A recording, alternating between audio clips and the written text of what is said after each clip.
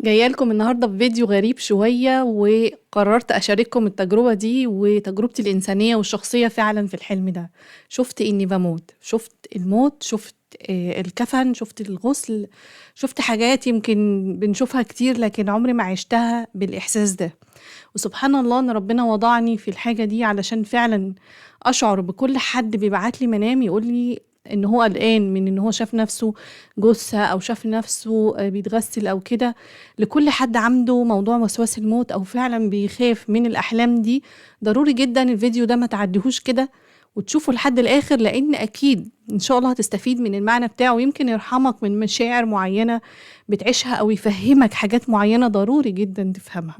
في يوم في رمضان اللي فات ده، احنا خلاص كلها ايام ان شاء الله وندخل على شهر ذي الحجة. رمضان اللي فات ده وروحانيات جميلة بفضل الله، وكان رمضان حلو عليا. ففجأة حلمت ان انا كنت في حدث في الحلم ومع ناس وبنتكلم وكده، وعادي بتحرك في الحلم ونتكلم، وإذ فجأة لقيت نفسي في المنام على نقالة. عارفين النقالة اللي هي الستانلس دي اللي بيتحطوا عليها المتوفى قبل ما يبدأوا بقى الإجراءات بتاعته وكده. فأنا على النقالة ففهمت إن أنا مت. فجنبي واحدة بحجاب جميل جدا كده وشكلها حلو. أيوة، عارفين حجاب كتير كده وشكلها حلو وهادية وصبورة. فبقول لها أنا مت إزاي؟ يعني أنا أصلا كنت في مشوار أنا ما حصليش حتى حادثة يعني علشان أجي هنا. فمستغربة قوي، يعني هو إيه اللي أقوله فجأة كده وفي إيه؟ لقيتها بتقول لي حبيبتي بصي بالراحة كده. راحت جايبة ورقة قالت لي بصي ده الساعة بتاعتك قدامك اهو كله مكتوب، ماشي؟ دي الساعة بتاعتك، وشفت اللي هو ايه، دقايق وثواني وساعات وكلها 000 بالانجلش كده، زيرو. كأنها بتقول لي انا ماليش دعوة، هي مش بتاعتي، ده مكتوب في كتابك. هي قالت لي كده، ده مكتوب في كتابك ودي الساعة بتاعتك. فاستسلمت. كنت طول المنام عايزه اتكلم، دايما حاسه ان انا بستجمع قوايا قوي عشان اعرف اقول لها حاجه، حاسه ان انا نفسي مكتوم مش قادره. فبعدين مفروض ان انا خلاص هتحطيني بقى ايه، ان انا هتغسلني.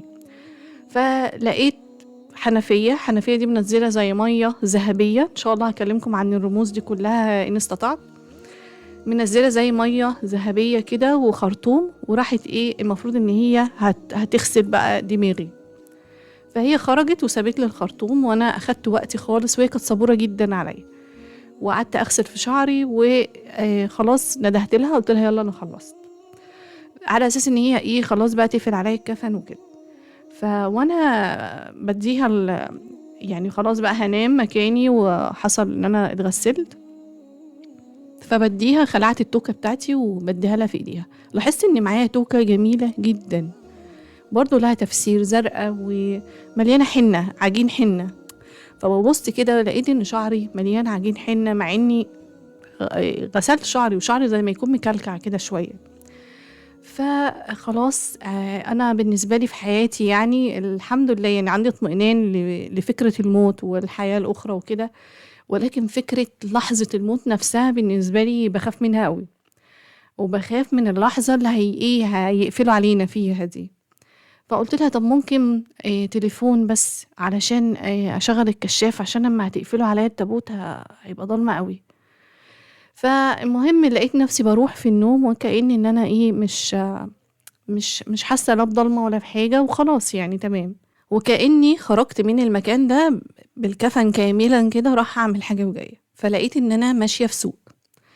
السوق ده كله أحداث جميلة وناس بتبيع وتشتري وكأنها دخلت عيد. الغريب جدا إنه سوق تركي، أنا عمري ما رحت تركيا ولا بتابع حاجة تركي. سوق كله أتراك وبيشتروا هدوم زاهية الستات، وقال يعني هيعيدوا بيها احنا بقى في رمضان. وأنا بالشكل ده كأن الدنيا كلها ألوان، وأنا عبارة عن أبيض وأسود رمادي كده باهت، وماشية بتحسر على الدنيا وأقول يا كل واحدة بتجيب دلوقتي هدوم للعيد بتفرح أنا هجيب لي مين؟ أنا خلاص يا ريتني ما ضيعت اللي ضيعته، يا ريتني ما عمالة اتندم على حاجات عملتها في فرحتي ما عشتهاش حاجات كده. وبعدين خلاص عارفة إن أنا بقى مُت في الدار الآخرة، فلقيت نفسي برضه المشهد اللي بعده السفرة بتاعتنا في البيت هنا، وأهل بيتي ولادي وزوجي قاعدين على السفرة، أنا مش قاعدة في مكاني، قاعدة في المكان في كرسي كده ما حدش بيقعد فيه، أنا قاعدة فيه، وهُم لابسين أسود وبيتكلموا، وأنا نفسي أعلّق، نفسي أقول حاجة، أنا مش عارفة أتكلم.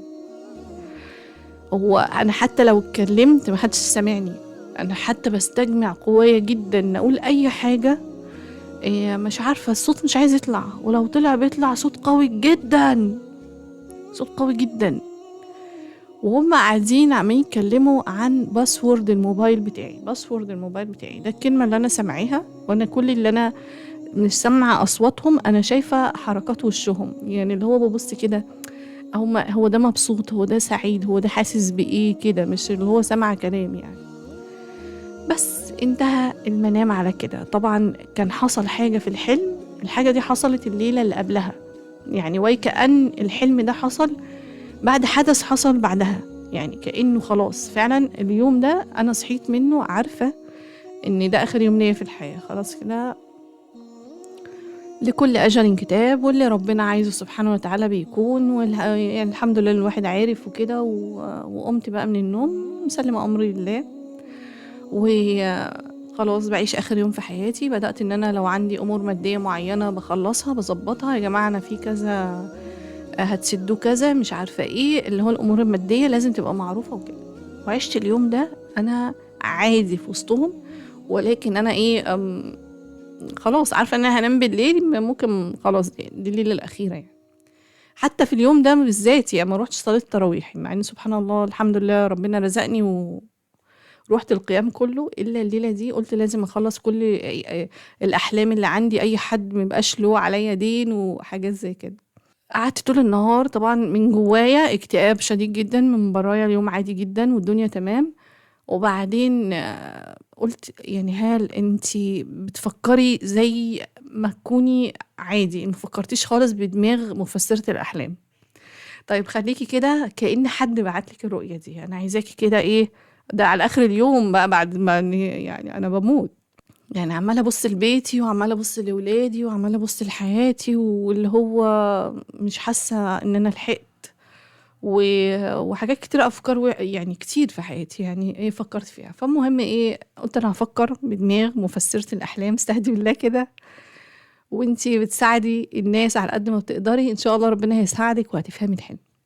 قعدت كده، أنا كنت سجّلته وقعدت سمعته بدماغ نهال مفسّرة الأحلام، تمام. طبعًا أنا الفترة دي زي ما جه في الحلم كده بالضبط، عايشة عادي زي أول الحلم عايشة عادي، ولكن أنا من جوايا كان في مشاعر حزن وغضب وفقد وخساير وحاجات كتيرة أوي، أوي جوّه نهال مش ما حدش يعرف عنها حاجة، ساكتة عادية، عايشة يومي، بافسّر الأحلام، بنتكلّم، بنعمل ما فإحساس الخطفة دي اللي هو أنا فجأة مُت وهُم ورّيتني الساعة بتاعتي أصفار، الأصفار دي كانت أصفار الصفر في الحلم خيبة أمل، ممكن يبقى بداية بس هنا إيه، خيبة أمل، فهي خيبات أمل، عقارب وساعات وثواني في كذا شِق في حياتي، أنا من جوايا حاسة إن أنا حزينة جدًا، جدًا في الوقت ده. طيب هي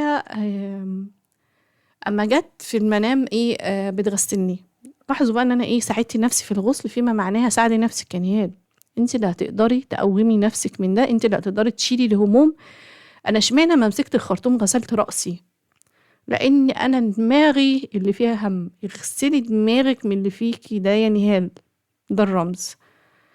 المَيّة اللي كانت نازلة من الحنفية كانت مَيّة عاملة زي مَيّة نور الشمس، والله عارف لقلقة الشمس كده فيها، عاملة كده بالضبط.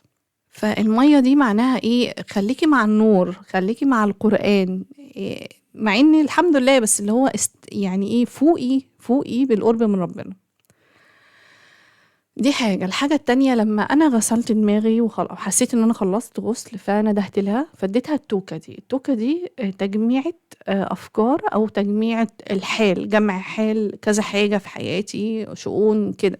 فحلوة أوي التوكة الجميلة، أنا الحمد لله بفضل الله ربنا مديني بعض الايه، يعني بقى مش هقول حكيمة بس ايه، عاقلة شوية. فاللي هو التوكة دي انت تعرفي تلمي الدنيا وتعرفي تتكلمي وتعرفي تظبطي ايه اللي انت فيه ده. فخلعت التوكة كمان واديتها لها، فلقيت دماغي كلها حنة نية كده طرية وشعري مكلكع. يبقى ايه؟ لا انا فعلا كنت تعبانة وكان عندي افكار مش كويسة. الحنة ما اتغسلتش مع المية، فلا كنت محتاجة حاجة معينة هقولها لكم في اخر المنام. فجيت المنظر الاخير وهم بيسألوا عن الباسورد. الباسورد هو كلمة السر، وكلمة السر هي سر هم مش عارفينه في الحلم، هم قاعدين في الحلم بيسألوا عنه، وهو سر فعلا جوايا من نوع معين. ايه هو النوع ده؟ هو نوع حزن شديد واكتئاب شديد، يمكن نفسي لم تتحمله في المنام. لاحظوا ان انا طول المنام بتكلم بالعافية، انا بطلع الصوت، بستجمع قوة رهيبة ان انا اعرف اقول صوت اطلعه طول المنام كده، نفسي مكتوم، مفيش نفس طول الحلم. اقول كلمة، على فكرة قررت كلمة انا ما عنديش نفس. فاللي هو انت خلاص في اخر الجري وقفت وقعت ما فيش نفس. كنت حاسة كده، نفسي من جوايا حاسة كده. تمام. هما ما كانوش عارفين باسورد، لان انا كان جوايا حاجات، حتى الكلمة عايزة اطلعها معاهم وانا قاعدة على السفرة مش عارفة، وما اتكلمت صرخت.